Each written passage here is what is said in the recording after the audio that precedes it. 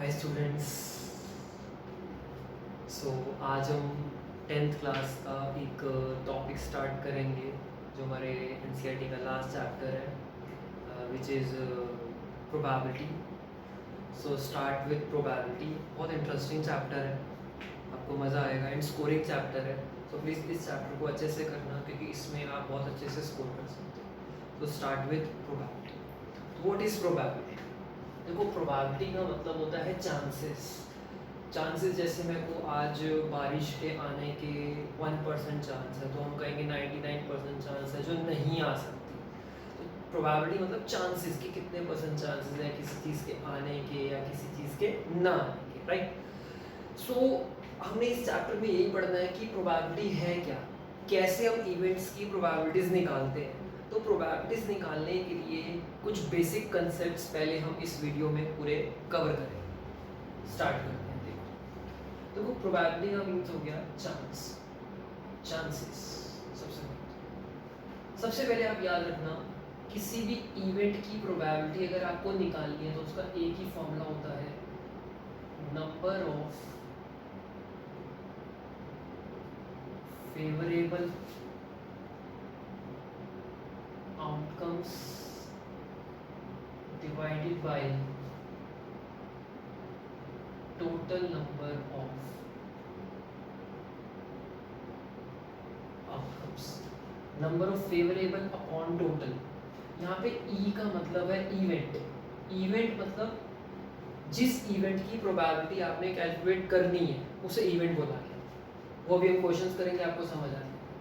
तो ये हमारा एक मेन फॉर्मूला है जो हमारे हर क्वेश्चन में यूज होगा, number of favourable upon total number of outcomes. तो फेवरेबल को अगर हम टोटल नंबर ऑफ आउटकम से डिवाइड कर दे तो हमें उस इवेंट की प्रोबेबिलिटी पता लग जाएगी कि उस इवेंट की जो प्रोबेबिलिटी है वो क्या है, राइट? दूसरा कंसेप्ट, जब भी हम किसी भी इवेंट की प्रोबेबिलिटी कैलकुलेट करेंगे तो प्रोबेबिलिटी कभी भी 0 से कम और 1 से ज़्यादा नहीं हो सकती।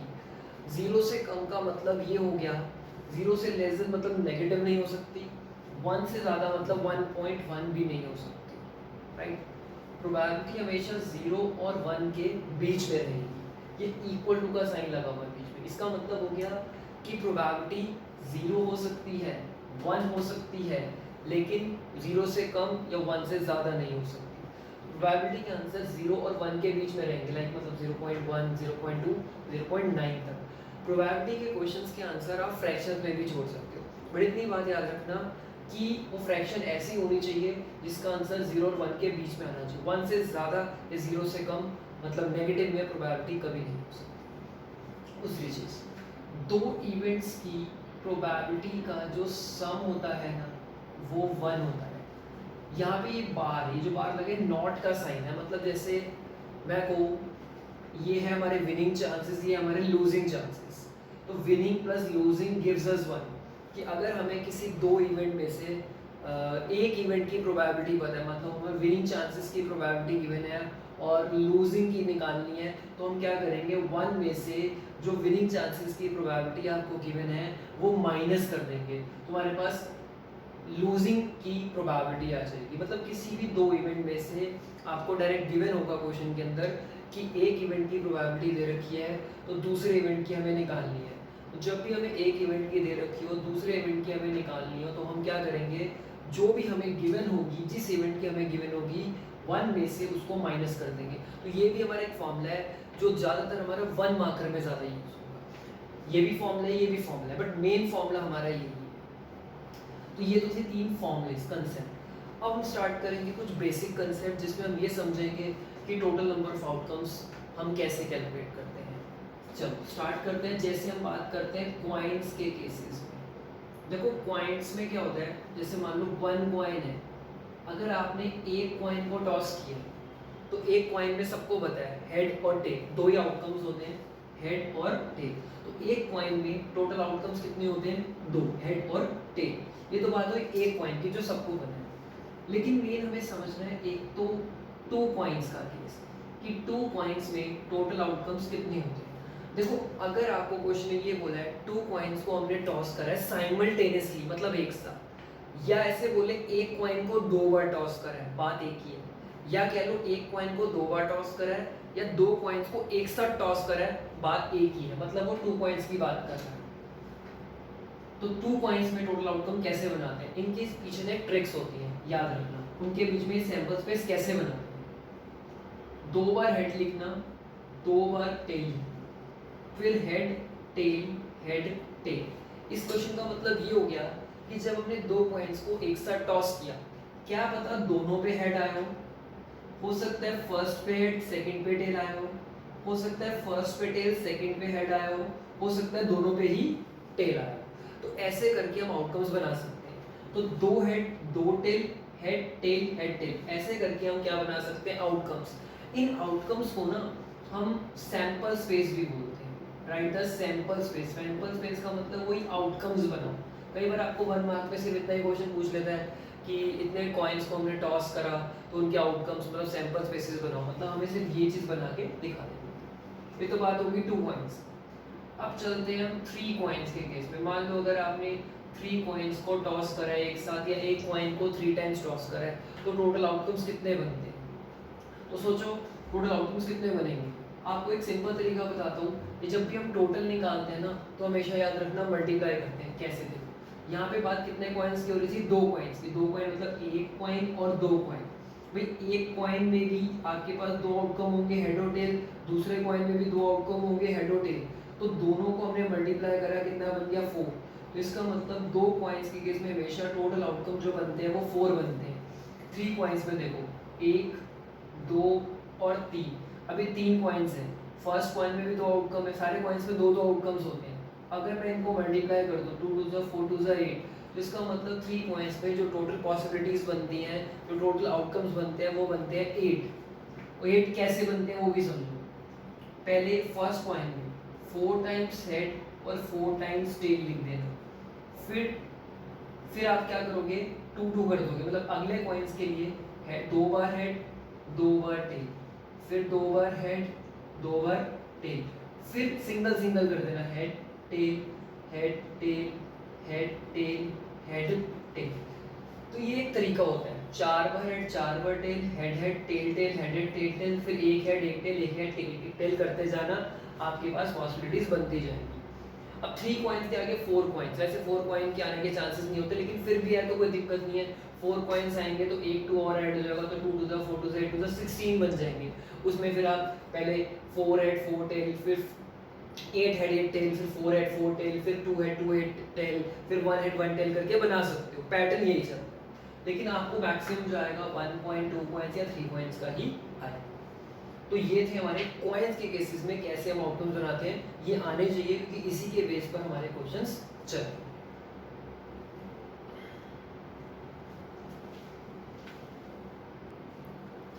चलो अब हम स्टार्ट करते हैं। जैसे कॉइन्स के केसेस में हमने पढ़ा, अब कॉइन्स के बाद हम स्टार्ट करेंगे डाइस।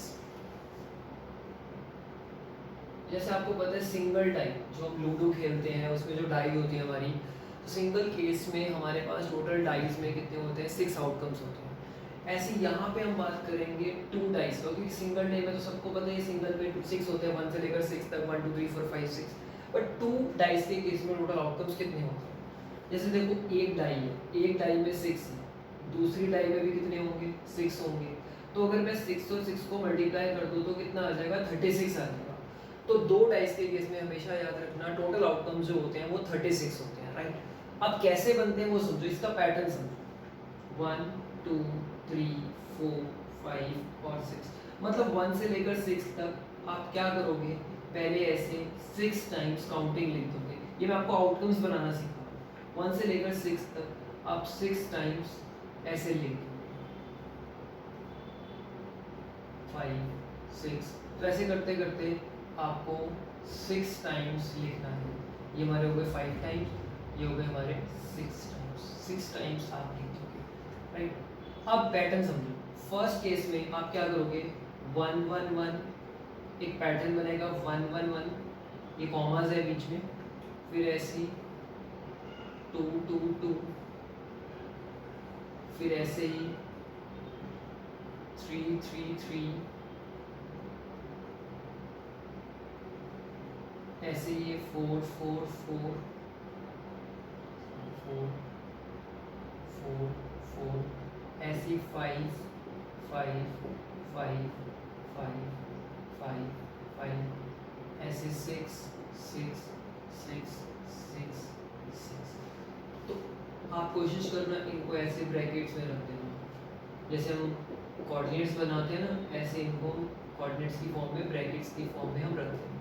तो ऐसे 2 डाइस के केस में 36 पॉसिबिलिटी बनती है।